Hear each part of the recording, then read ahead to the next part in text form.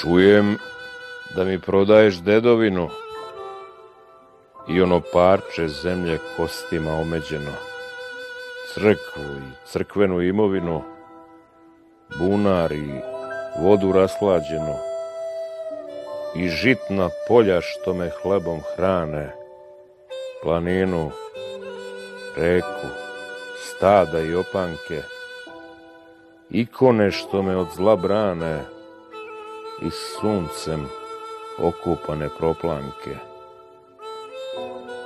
Čujem da mi prodaješ svetinje, Metohijska brda i Kosovsku ravnicu, Pećki tron i Dečane, Ljevišku, Arhangele i Gračanicu.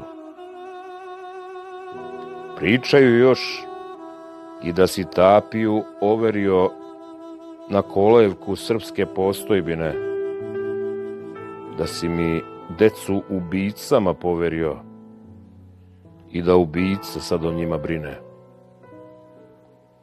I sve baš kao da je tvoje, kao kockar koji gubi očevinu, poklanjaš moje, moj prag i moju dedovinu. Kažu imaš plan, a planove u belom svetu krojiš. Čujem da mi prodaješ Gazimestan i da se Lazareve kletve ne bojiš.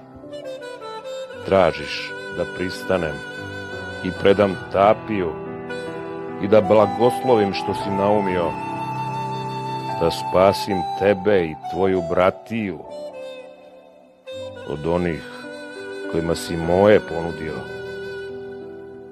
Ne dam.